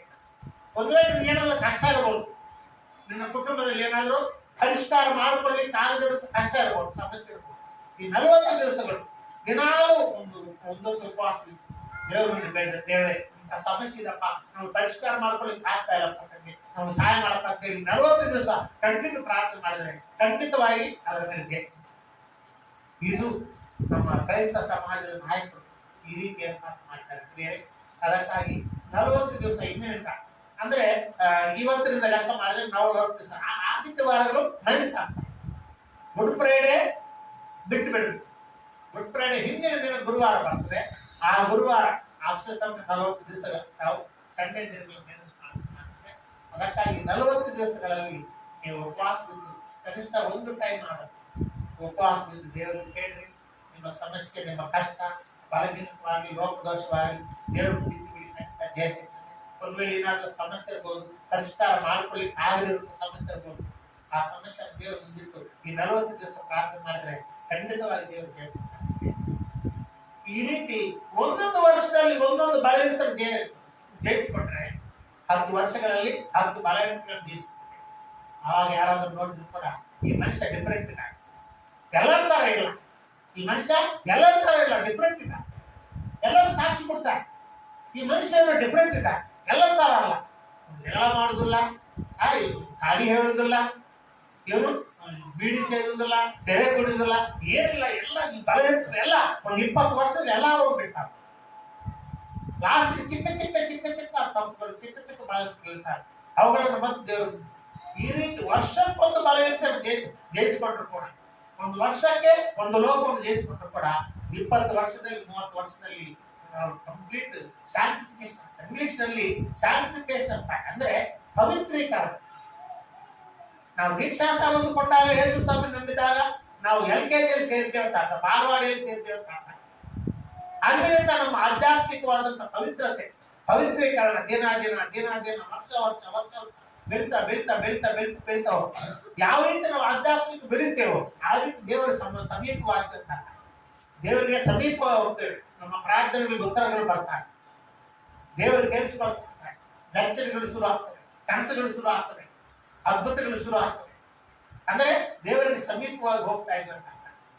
ಇದರರ್ಥ ಏನು? ಯಾವ ತಪ್ಪು ಅವನಿಂದ ಆಗುದಿಲ್ಲ ಅಂತಲ್ಲ, ಅವನಿಷ್ಟು ದೇವರಿಗೆ ಸಮೀಪವಾಗಿದ್ದು ಹೋಗಿದ್ದಾನೆ, ಅವನ ಪ್ರಾರ್ಥನೆಗೆ ಉತ್ತರ ಬರ್ತಾ ಇದೆ, ಅವನ ದರ್ಶನಗಳಾಗ್ತಾ ಇದ್ದಾರೆ, ಅವನು ಸಂಪೂರ್ಣ ದೇವತರ ಆಗಿದೆ ಅಂತ ಅರ್ಥ ಅಲ್ಲ. ಈ ಭೂಲೋಕದಲ್ಲಿ ಯಾರು ಕೂಡ ದೇವರಿಗೆ ಸಮಾನರಲ್ಲ, ಯಾರು ಕೂಡ ದೇವರ ಈಕ್ವಲ್ ಯಾರು ದೇವರ ತರ ಯಾವಿಲ್ಲ. ಮನುಷ್ಯರಾಗಿರುವಂತ ನಾವು ಅನೇಕ ಬಲಹೀನತೆಗಳಿಂದ, ಅನೇಕ ಲೋಪದೋಷಗಳಿಂದ ನಾವು ತುಂಬಿದ್ದವರಾಗಿದೆ. ಅದಕ್ಕಾಗಿ ವರ್ಷಗಟ್ಟಲೆ ದೇವರನ್ನು ಬೇಡುತ್ತಾ ಬೇಡುತ್ತಾ ಬೇಡುತ್ತಾ ಒಂದೊಂದು ಬಲಹೀನತೆ, ಒಂದೊಂದು ಲೋಪ ನಾವು ತೆಗೆದುಕೊಳ್ತಾ ಹೋಗ್ತೇವೆ. ಅದಕ್ಕಾಗಿ ಕೆಲವೊಂದು ಕ್ರೈಸ್ತರಿಗೆ ಗೊತ್ತಿಲ್ಲ, ಹೇಗೆ ದೀಕ್ಷಾಸ್ಥಾನವನ್ನು ಕೊಂಡಿದ್ದಾರಪ್ಪ, ಇವ್ರು ಚರ್ಚಿಗೆ ಹೋಗ್ತಾರೆ, ಮಾನಸಾಂತರ ಪಟ್ಟಿದ್ದಾರಂತೆ, ಇಂಥ ಇಂಥ ತಪ್ಪು ಮಾಡೋಣ ನೋಡುತ್ತೆ. ಇವೆಲ್ಲ ಸಹಜ ಪ್ರೇರಿ. ನಾವು ಭೂಲೋಕದಲ್ಲಿರೋ ತನಕ, ಈ ದೇಹದಲ್ಲಿರೋ ತನಕ ಅವಾಂತ ಆಗಿದ ಕೂಡಲೇ ನಾವು ದೇವರ ಮುಂದೆ ಮತ್ತೆ ಮಾಡ್ಕೊಂಡು ಹೋಗ್ತೇವೆ. ಹೌದು ಸ್ವಾಮಿ, ನನ್ನಿಂದ ಆಗಿದೆ, ನಾನು ಮಾಡಬಾರ್ದಾಗಿತ್ತಪ್ಪ, ಆದ್ರೆ ನನ್ನಿಂದ ಆಗಿದೆ, ನಾನು ಕ್ಷಮಿಸಪ್ಪ ಅಂತ ಹೇಳಿ ಯಥಾರ್ಥ ಹೃದಯದಿಂದ ದೇವರ ಮುಂದೆ ಬೇಡ್ಪಟ್ಟು ದೇವರು ಕ್ಷಮಿಸ್ತಾರೆ. ಕೊನೆಯಲ್ಲಿ ಒಂದೇ ಒಂದು ವಿಷಯವನ್ನು ಹೇಳಿ ನಾನು ಮುಗಿಸ್ತಾ ಇದ್ದೇನೆ. ನಮ್ಮ ಪಾಪಗಳಿಗೆ ತಕ್ಕ ಪರಿಹಾರ 2000 ವರ್ಷಗಳ ಹಿಂದೆ ದೇವರು ಸಲ್ಲಿಸಿಬಿಡ್ತಾರೆ, ಯೇಸು ಸ್ವಾಮಿ ಸಲ್ಲಿಸಿಬಿಡ್ತಾರೆ. ನಮ್ಮೊಬ್ಬರಿಗಲ್ಲ, ಕ್ರೈಸ್ತರಿಗೆ ಅಷ್ಟೇ ಅಲ್ಲ, ಲೋಕದಲ್ಲಿರುವ ಎಲ್ಲ ಮನುಷ್ಯರ ಪಾಪಗಳಿಗೆ ತಕ್ಕ ಬೆಲೆಯನ್ನ ದೇವರು ಕೊಟ್ಟಿರ್ತಾರೆ. ಲೋಕದಲ್ಲಿ ಆದಾಮನಿಂದ ಹಿಡಿದುಕೊಂಡು ಈ ದಿನದವರೆಗೂ, ಈ ದಿನದಲ್ಲಿ ಹಿಡಿದುಕೊಂಡು ಈ ಲೋಕ ನಾಶವಾಗುವ ತನಕ ಎಷ್ಟು ಮಂದಿ ಮನುಷ್ಯರು ಹುಟ್ಟಿದ್ದಾರೋ, ಹುಟ್ಟು ಸತ್ತೋಗಿದ್ದಾರೋ, ಎಷ್ಟು ಮಂದಿ ಹುಟ್ಟಿದ್ದಾರೋ, ಅವರೆಲ್ಲರ ಪಾಪಕ್ಕೆ ಎಷ್ಟು ಎಷ್ಟು ಋಣ ಕೊಡಬೇಕಾಗ್ತದೆ, ಎಷ್ಟು ಪ್ರೈಸ್, ಎಷ್ಟು ಬೆಲೆ ಕೊಡಬೇಕಾಗ್ತದೆ. ಅಷ್ಟು ಬೆಲೆ 2000 ವರ್ಷಗಳ ಹಿಂದೆ ತಂದೆಯಾದ ದೇವರಿಗೆ ಯೇಸು ಕೊಟ್ಟಿರ್ತಾರೆ. ಆವಾಗಲೇ ಪಾಪ ಪರಿಹಾರ ಆಗಿಬಿಡುತ್ತೆ. ಬರೀ ಕ್ರೈಸ್ತರಿಗೆ ಅಷ್ಟೇ ಅಲ್ಲ, ಎಲ್ಲರಿಗೂ. ಓದ್ರ ವಚನವನ್ನ 1ನೇ ಯೋಹಾನನ ಪತ್ರಿಕೆ ಇದೊಂದು ವಾಕ್ಯ ಕೊಟ್ಟು ನಾನು ಮುಗಿಸ್ತೇನೆ. 1ನೇ ಯೋಹಾನನ ಪತ್ರಿಕೆ 2ನೇ ಅಧ್ಯಾಯ 1ನೇ ವಚನ ಹೇಳೋದನ್ನು